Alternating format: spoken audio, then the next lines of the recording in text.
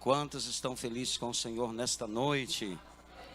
Glória a Deus, eu quero louvar a Deus pela vida de cada um dos irmãos. Estamos na casa de Deus e Ele tem uma palavra aos nossos corações. Também quero louvar a Deus pela vida da pastora Eni, mais uma vez pelo convite, pelo carinho, que Deus continue te abençoando muitíssimo, grandemente. Também pela vida da missionária Dani e pela vida de todos os irmãos. Nós estamos hoje no último dia da festa. E já foi falado aqui qual foi a palavra que Deus deixou aos irmãos. Nós estamos hoje também no culto de Santa Ceia. E eu quero estar sendo fiel ao tema, mas eu quero começar pela carta do apóstolo Paulo aos Romanos, no capítulo de número 5, seu versículo 12. É noite de Santa Ceia. E nós falaremos do poder do sangue que remiu os nossos pecados. Carta do apóstolo São Paulo, capítulo de número 5, versículo de número 12, o versículo de número 13 e versículo de número 14, que nos diz assim, já está aqui na tela: portanto, como por um homem entrou o pecado no mundo, e pelo pecado a morte, assim também a morte passou a todos os homens, por isso todos pecaram. Porque até a lei estava o pecado no mundo, mas o pecado não é imputado não havendo lei. No entanto, a morte reinou desde Adão até Moisés, até sobre aqueles que não tinham pecado, à semelhança da transgressão de Adão, a qual é a figura daquele que havia de vir. Curte as vossas cabeças. Soberano Deus, Pai amado, fala conosco de uma forma poderosa, soberana e concisa, de maneira que possamos entender e compreender a Tua palavra. Permeia sobre esse lugar a Tua unção, o Teu poder, e não permita que nada venha atrapalhar a nossa adoração, ó Pai, enquanto o Senhor fala conosco, no nome de Jesus. Podei-vos assentar, meus irmãos. Queridos, preste bem atenção na palavra que nesta noite Deus traz aos nossos corações. O apóstolo Paulo está dizendo que o pecado, ele entrou no mundo por meio de um homem. E pelo pecado desse homem, a morte passou a todos os homens. Então, quando nós voltamos para o livro do Gênesis, para entender a proposta de Satanás, a força do pecado, o poder da cruz e a remissão do sangue nos nossos pecados. No capítulo 1 do livro do Gênesis está escrito: no princípio criou Deus os céus e a terra era sem forma e vazia. Havia trevas sobre a face do abismo, e o Espírito de Deus se movia sobre a face das águas. E disse Deus: haja luz, e houve luz. E viu Deus que a luz era boa, fez separação entre a luz e as trevas. A luz chamou dia, as trevas chamou noite, e assim foi tarde e manhã o primeiro dia. E disse Deus: faça-se em cima um firmamento, faça embaixo separação de águas e águas. O firmamento chamou céu, e da porção da água Deus chamou a porção seca e chamou terra. E assim foi tarde e manhã o segundo dia. E disse Deus que a terra dê em seres vivos segundo as suas espécies. E a terra respondeu o comando da palavra do Senhor. E Deus diz que a terra dê em ervas frutíferas e árvores segundo as suas espécies. E a terra respondeu segundo a palavra do Senhor. Deus deu uma ordem às águas, para que as águas dessem seres vivos segundo as suas espécies, e as águas, os mares, respondeu a palavra do Senhor.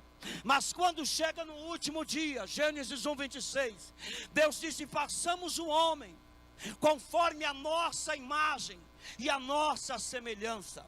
Deus pensou em alguém que fosse a sua imagem, a sua semelhança, que fosse coroa, obra-prima de toda a sua criação. Então Deus projetou a sua imagem na terra. Ele desceu na terra e formou do pó da terra o primeiro homem, e soprou nas suas narinas o fôlego de vida. e ele foi feito alma vivente. E plantou Deus um jardim ao oriente do Éden, e pôs ali aquele homem a qual tinha formado. E Deus deu uma palavra a Adão: olha, de todas as árvores que há no jardim, você pode comer livremente, mas não coma da árvore do conhecimento do bem e do mal, que está no meio do jardim. E a Bíblia nos diz no capítulo 3, que surge um animal chamado Nahash, serpente na língua hebraica, e essa entra no Éden, chega para a mulher e disse assim: como foi que Deus te disse?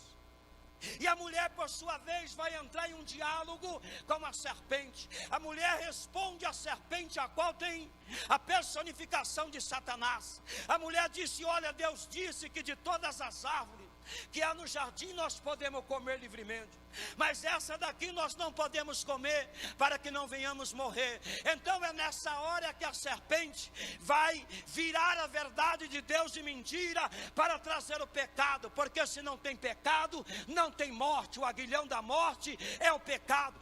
Então o pecado não existe até o capítulo 3. O pecado só vai entrar se o homem não cumprir a palavra de Deus.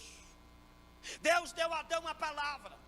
Pela palavra Adão tinha comunhão, e pela comunhão ele tinha o governo daquela casa. Então tudo que Satanás apostou foi quebrar o pilar da palavra, porque se ele quebra o pilar da palavra, ele compromete a comunhão, e se ele compromete a comunhão, ele derruba o governo, porque não temos uma vida de comunhão se não temos a palavra, porque a palavra é ela que nos orienta a andar nos preceitos de Deus. Então naquela hora, olha o que vai acontecer: a mulher, ela ouve a voz da serpente, tomou do fruto proibido e comeu. É nesta hora que o pecado vai entrar no mundo.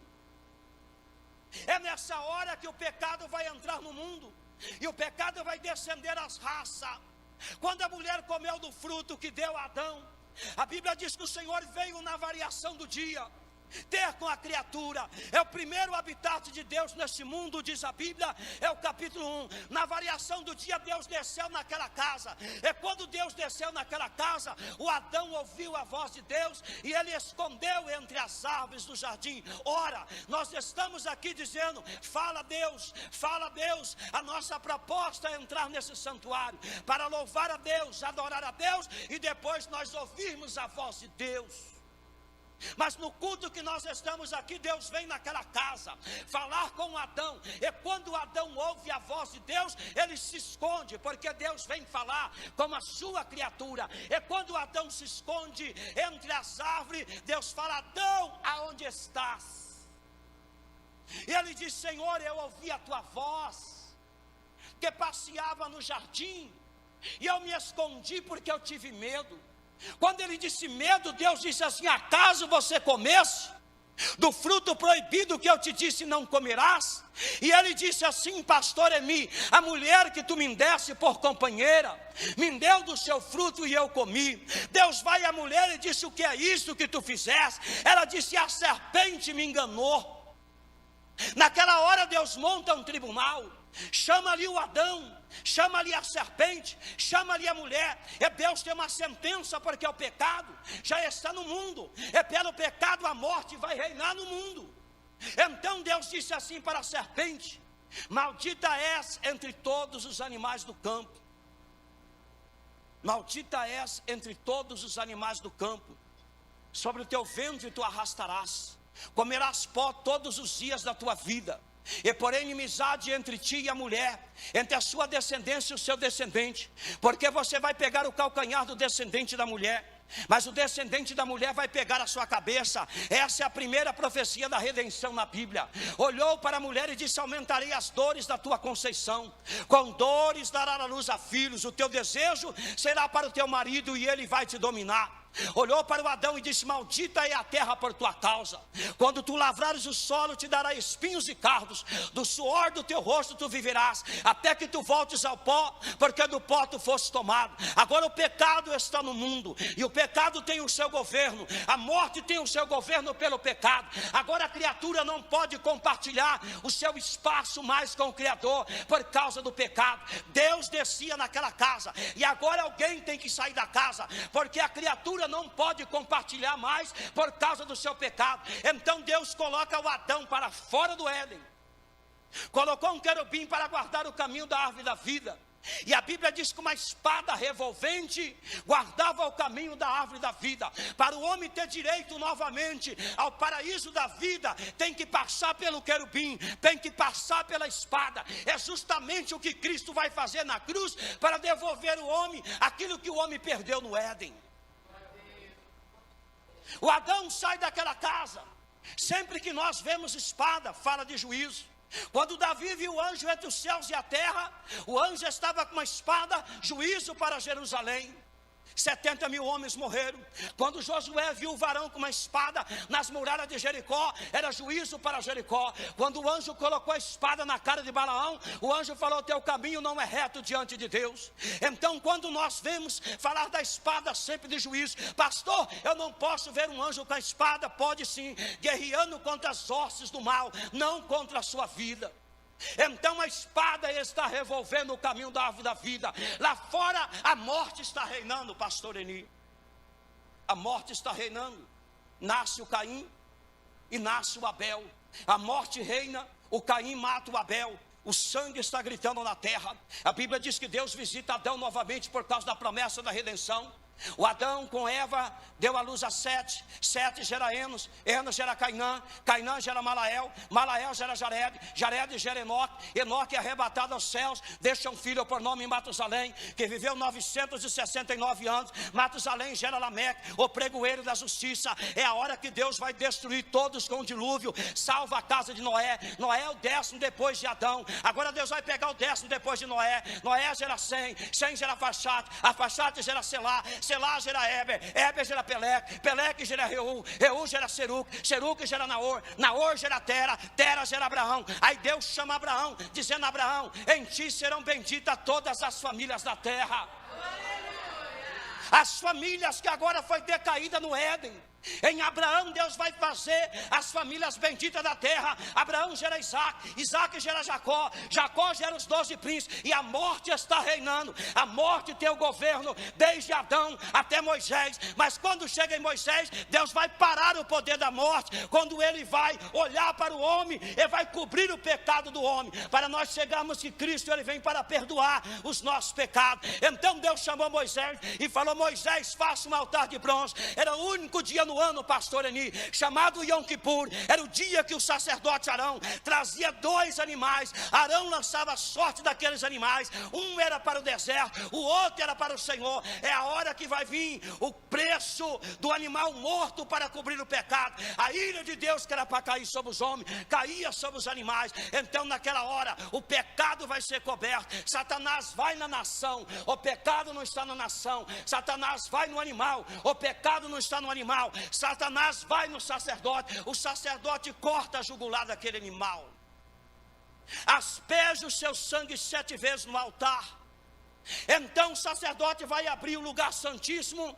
E lá dentro tem uma arca chamada Aron Hakodesh, a arca da santidade. E entre os 2 querubins Deus estava ali com a sua glória. É a hora que Deus vai cobrir o pecado da nação e parar o governo da morte que reinou desde Adão até Moisés. Então naquela hora, quando Satanás vai no altar, ele não consegue passar pelo altar. O sacerdote entra, pastora, e asperge 7 vezes o sangue sobre a tampa, chamada Caporit. Caporit vem para caparar, que é a expiação dos pecados. E naquela hora Deus faz assim, ó, cobre o pecado da nação. Como a mesa está cobrindo os elementos da ceia, eu não consigo ver os elementos da ceia porque essa toalha está cobrindo. Então naquela hora Deus cobre. Quando Deus cobre, Deus tira o aguilhão da morte. Ela está para matar, ela está para destruir. Aí Deus quebra o governo da morte. Por isso que nós lemos aqui que a morte reinou desde Adão até Moisés. Quando chega em Moisés, vem o sacrifício do animal. Mas o sacrifício do animal só podia cobrir, não podia perdoar e nem purificar o homem. Olha que coisa interessante. E a Bíblia diz que vai vir aquele que vai perdoar os nossos pecados.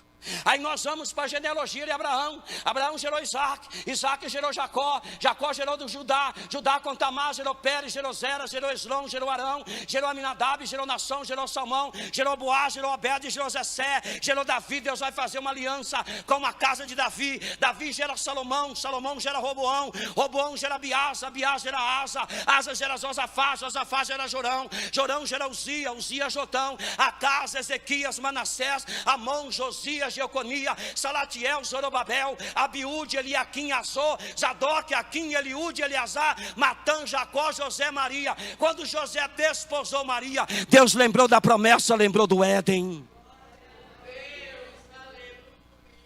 Deus lembrou da promessa, chamou as milícias celestiais. Veio Gabriel diante de Deus, Deus falou: desce hoje a uma cidade da Galileia, a uma virgem casada com um varão.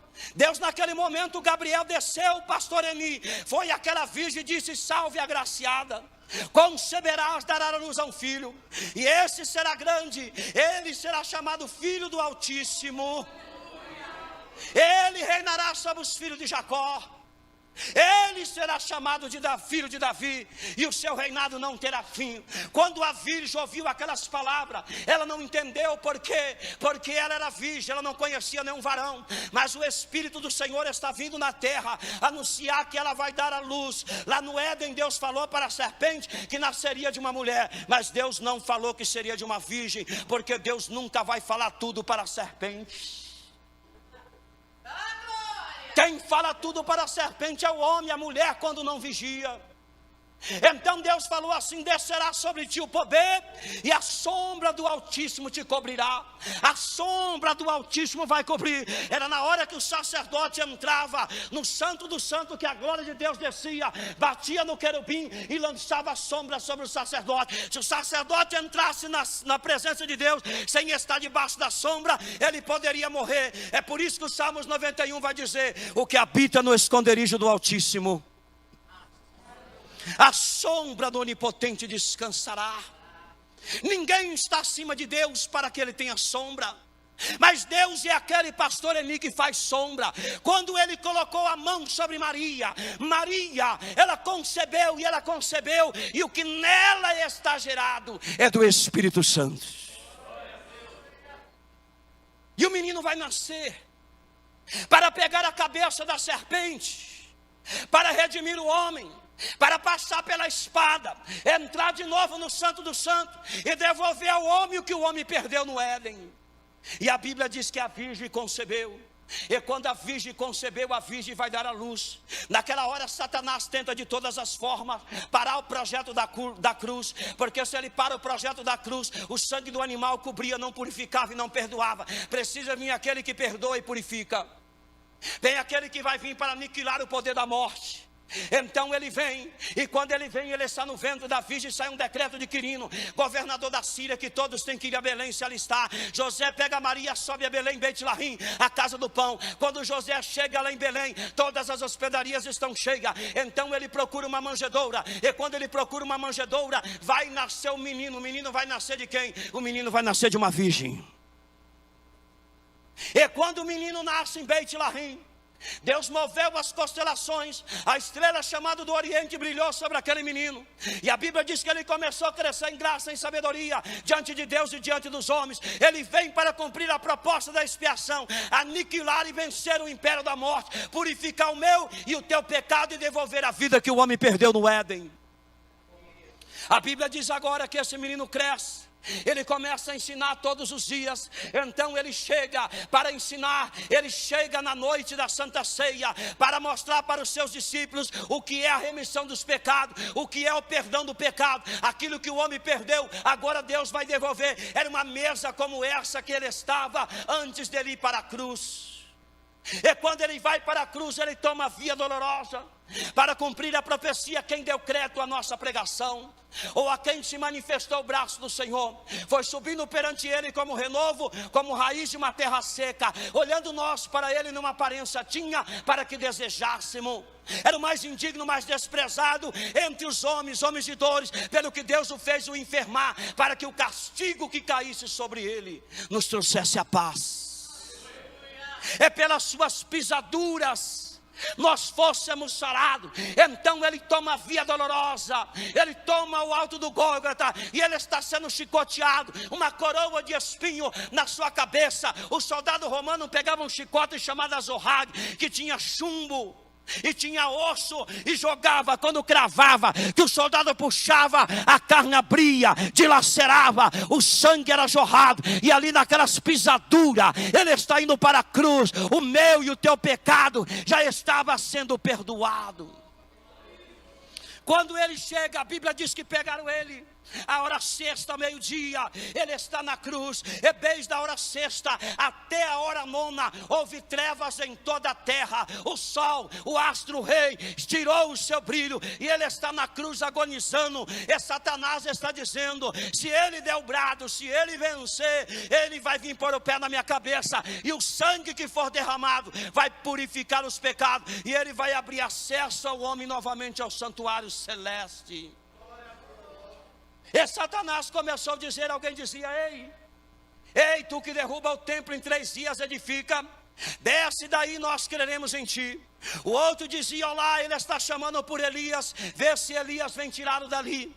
Então um ladrão à direita, o outro à esquerda, um olha para ele e fala: ei, salva a ti mesmo e a nós. De repente o outro fala: olha, fica quieto, nós estamos aqui porque pelos nossos feitos nós merecemos. Esse aí nenhum mal fez. Senhor, lembra-te de mim quando entrares no teu reino. E ele disse: em verdade te digo que hoje estarás comigo no paraíso. Ele vai dar o brado na cruz, e quando ele der o brado na cruz, ele vai derramar o seu sangue, e quando ele derramar o seu sangue, ele vai vencer todo o império da morte. Então na hora que ele está agonizando na cruz, a Bíblia diz que desde a hora sexta, a hora nona, houve trevas. Quando foi a hora nona, ele vai abrir o portal com o seu sangue. Hebreus 10:19 diz: com o seu sangue ele abriu um vivo e novo caminho. Com o seu sangue, na hora que ele vai dar o brado, que ele vai dizer: Pai, está consumado, nas tuas mãos eu entrego o meu espírito. Quando ele entregou o espírito, que ele derramou o sangue, é naquela hora que o sangue vai descer e o sangue vai bater na terra. Quando o sangue bater na terra, vai haver um terremoto. A Bíblia diz que a terra tremeu. Na hora que o sangue bateu na terra, as rochas despedaçaram. Na hora que o sangue bateu na terra, o véu que separava o lugar santo do lugar santíssimo, aonde o homem, o sacerdote, só poderia entrar uma vez por ano para fazer expiação e cobrir o pecado da nação, para quebrar o império da morte. Agora o véu rasga do alto a baixo. Quando o véu rasgou do alto a baixo, o centurião que estava ali disse assim: verdadeiramente esse homem, ele era filho de Deus. E a Bíblia diz que naquele momento, pastora, abriram-se os sepulcros e os mortos. Mateus 26 vai dizer que os mortos saíram do sepulcro. Por quê? Porque no Antigo Testamento, quando se morria, ia para o seio de Abraão, que tinha um compartimento do justo e dos ímpios, mas a morte tinha um poder. Quando ele dá o brado na cruz, ele abre o sepulcro, vencendo o poder da morte. É quando ele vence o poder da morte. Põe para nós Hebreus 2,14. Hebreus 2,14 diz que ele vai vencer todo o império, pastor Eni, da morte, a saber aquele que tinha o controle da morte, a saber o diabo. Ele vence o império da morte, abrindo o sepulcro e tirando os mortos do sepulcro do Antigo Testamento. E quando viram aqueles mortos levantando, ele está na cruz. E quando ele está na cruz, vão lá, pastor Eni, para quebrar os seus ossos, para quebrar as suas pernas. Mas a profecia diz lá em Êxodo que o cordeiro pascal, nenhum osso poderia ser quebrado. A profecia dizia que o osso não poderia ser quebrado. Então quando eles vão para quebrar as suas pernas, viram os soldados que ele já tinha entregado o espírito. Então pegaram uma lança, pastora, pegaram a lança e colocaram do lado e vazaram ele do lado. Hebreus 2,14. Então quando vazaram ele do lado, a Bíblia diz que saiu sangue e água. Olha que coisa interessante, sangue e água. Nós vemos que quando acontece um fenômeno desse, sangue e água, é quando a mãe vai dar a luz, que vai romper a bolsa, vai sair sangue e água. Então quando aquele sangue jorra com água, a igreja estava nascendo no Calvário. Levante a sua mão para o céu, levante a sua mão para o céu. A igreja estava nascendo no Calvário. Olha a igreja nascendo no Calvário. Olha o que o escritor da carta aos Hebreus vai dizer: visto como filhos participantes da carne e do sangue. Também ele participou das mesmas coisas, para que pela morte aniquilasse o que tinha o império da morte, isto é, a saber, o diabo. Ele vai vencer aquele que tinha o império da morte, a saber, o diabo. Quando agora ele vai descer ao Seol, vai descer ao Seol dos ímpios, vai descer as cabeças da escuridão, vai descer o vale da sombra da morte, ele vai chegar no guerrinão, ele vai pegar no próprio inferno a chave da morte, e ele vai subir. Quando o apóstolo João vê ele, Apocalipse capítulo 1, versículo 15, João vê ele com o seu rosto como o sol que brilha em toda a sua força. João vê ele com versos talares, pastor Eni, até os pés, um cinto como o do sacerdote. Quando João olha para os seus pés estão reluzentes como latão que saiu de uma fornalha. Aí o apóstolo João cai como morto. Aí ele estende as mãos sobre o apóstolo e diz: não temas, eu sou o primeiro e o último. Sou aquele que fui morto, mas revivi, e estou vivo para todo sempre. Eu tenho nas minhas mãos a chave da morte e a chave do inferno. Domingo pela manhã, Maria Madalena corre ao sepulcro querendo ver o corpo. E quando ela vai ao sepulcro, ela vê a presença de dois seres, ela vê a presença de dois anjos. Então um daqueles anjos olha para ela e diz assim: por quê buscai entre os mortos aquele que vive? Ele não está mais aqui, ele já ressuscitou, ele já saiu do mundo dos mortos, sendo as primícias dos que dormem. Venceu o império da morte, a morte não poderia detê-lo, o inferno Hades não poderia segurá-lo, porque ele foi puro, ele foi santo, ele foi perfeito, nunca houve palavra de engano na sua boca. Então o Pai o tirou do mundo dos mortos, e pelo seu sangue ele venceu todo o império da morte. Todo o império da morte. Passando, pastora, pela espada. Quando Simeão, Lucas 2:26, pegou ele nos braços, a Bíblia diz que quando Simeão pegou ele nos braços, porque ele fora revelado pelo Espírito que ele não morreria sem antes ver a salvação, Simeão falou: uma espada vai transpassar a sua alma.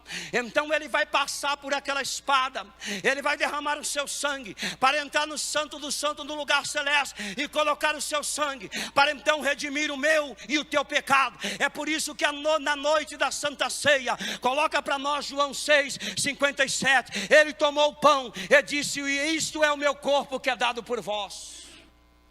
Este é o meu sangue, o sangue da nova aliança que é derramado por vós. E o texto vai dizer: verdadeiramente a carne do Filho do Homem é comida, verdadeiramente o sangue do Filho do Homem é bebida, porque aquele que come a minha carne, aquele que bebe o meu sangue, este vive por mim, e eu a ressuscitarei no último dia. Olhe isso, João 6:57, aquele que come a minha carne. João 6:57, passa para nós: porque aquele que come a minha carne, aquele que bebe o meu sangue, este vive por mim, e eu ressuscitarei no último dia. Olha o 54 para nós, coloca o 54, por gentileza, 54 do capítulo 6.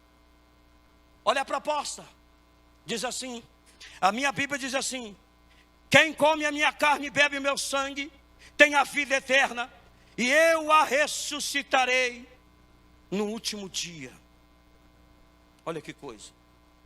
Quem come a minha carne e bebe o meu sangue tem a vida eterna, e eu a ressuscitarei no último dia. Olha o 55. Porque a minha carne verdadeiramente é comida, e o meu sangue verdadeiramente é bebida. Olha lá, mais um por gentileza. Quem come a minha carne e bebe o meu sangue permanece em mim, e eu nele. Aquele que come a minha carne Aquele que bebe o meu sangue, ele permanece em mim, e eu permaneço nele. Verdadeiramente a minha carne é comida, verdadeiramente o meu sangue é bebida, porque o que come a minha carne e bebe o meu sangue, ele garante, pastora, eu a ressuscitarei no último dia. Você sabe o que é a ressurreição? Nós lemos aqui Apocalipse 22:12. Eis que cedo venho, e o meu galardão, a minha recompensa está comigo, para dar a cada um segundo as suas obras. Apocalipse 2:10. Se fiel até a morte, dar-te-ei a coroa da vida. Apocalipse 3:11. Guarda o que tens, para que ninguém tome a tua coroa. Guarda o que tem, para que ninguém tome a tua coroa. Nós aguardamos a ressurreição. O apóstolo Paulo, em 1 Tessalonicenses 4:13, diz: irmãos, eu não quero que sejais ignorantes acerca dos que dormem, porque o mesmo Senhor descerá do céu com voz de arcanjo, ao alarido da trombeta de Deus, e os que morreram em Cristo ressuscitarão primeiros. Em seguida nós, os que ficarmos vivos, seremos arrebatados e encontraremos com o Senhor nos ares. Ali estaremos com Ele para sempre. Então, quando a trombeta tocar, Daniel 12, muitos dos que dormem no pó da terra ressuscitarão. Alguns para a vida eterna e gozo eterno, outros para vergonha e desprezo. João 5:28. A hora vem em que aqueles que estão no sepulcro ouvirão a voz do Filho de Deus. Os sepulcros vão se abrir, os corpos vão ressurgir. Nós iremos ressuscitar em um corpo de glória, em um corpo ressurreto. Aí nesse corpo de glória, nesse corpo ressurreto, nesse corpo onde a morte não tem mais poder, 1 Coríntios 15:26, o último inimigo a ser vencido é a morte. Então nós estaremos, pastora, num corpo de glória. Chegaremos na face da morte e vai dizer: morte, aonde está a tua vitória? Morte, aonde está o teu aguilhão, que é o pecado? Nós fomos lavados, remidos, purificados e perdoados no sangue de Cristo. Não tem condenação. As trombetas vão tocar, Jesus vai voltar em glória. O que a humanidade está esperando? Jeremias fala dos 3 juízos de Deus na terra. A peste, que são as doenças, nós já estamos vendo aí. A fome, nós já estamos vendo aí. As guerras, nós já estamos vendo aí. Então, o que a humanidade mais espera, se não tocar da trombeta e a volta eminente do Filho de Deus na terra. A volta eminente do Filho de Deus. Ao som da última trombeta, os mortos vão ressuscitar. A igreja irá ser transladada num corpo de glória, e ele assegura: eis que cedo venho. O meu galardão, a minha recompensa está comigo, para dar a cada um segundo as suas obras. Guarda o que tens, para que ninguém tome a tua coroa. Os evangelhos falam de cruz, o Apocalipse fala de coroa. Por que o Apocalipse não fala de cruz? O Apocalipse fala de coroa, porque a nossa cruz vai nos dar uma coroa. É por isso que Jesus falou: aquele que quiser ser meu discípulo, negue-se a si mesmo, tome a sua cruz e siga-me a cada dia. A cruz é para a terra, a coroa é para o céu. Céu não é lugar de cruz, céu é lugar de coroa. Mas então você tem que carregar a sua cruz, porque é a sua cruz que vai te garantir uma coroa. Céu só fala de coroa. Guarda o que tens, para que ninguém tome a tua coroa. Se fiel até a morte, dar-te-ei a coroa. Eis que cedo venho, o meu galardão, a minha recompensa, a coroa, a vida eterna, os galardões, a pedra, o novo nome, o nome da cidade, o nome do Pai. Tudo estará em ti, porque Ele traz consigo esta recompensa. Não vale a pena, igreja. Não vale a pena desdenhar. Não vale a pena deixar a sua cruz, porque a sua cruz é a garantia da tua coroa. Jesus, pastor, ele foi até o Gólgota, e quando chegou no Gólgota, ele caiu com a sua cruz. Então pegaram ele com aquela cruz, levantou, e quando levantou ele na cruz, ali ele garantiu a sua coroa. É por isso que o apóstolo São Paulo vai dizer em Colossenses 2,14: e havendo ele riscado o edito que era contra nós, nas suas ordenanças, tudo aquilo que nos era contrário, Ele tirou do nosso meio, cravou na cruz e despojou principados e potestades, as expôs publicamente à vergonha e ao desprezo, quando triunfou sobre eles na cruz. Cristo deixou a sua cruz no Gólgota, por isso Ele garantiu a sua coroa. Não deixe a sua cruz, não deixe a sua cruz. Siga, quem quiser ser meu discípulo, negue-se a si mesmo, tome a sua cruz a cada dia e siga-me. Não tem outra mensagem para os verdadeiros pregadores do Calvário, da cruz, do reino, do sangue, pregar anunciar a volta iminente de Cristo. Nós precisamos de uma mensagem do sangue, que garante o poder da cura das enfermidades, o fracasso do inferno, que os demônios partam em retirada, e que nós nos alimentemos, quando está na primeira epístola de João 1,7, se andarmos na luz, como Ele na luz está, temos comunhão uns com os outros, e o sangue de Jesus Cristo nos purifica,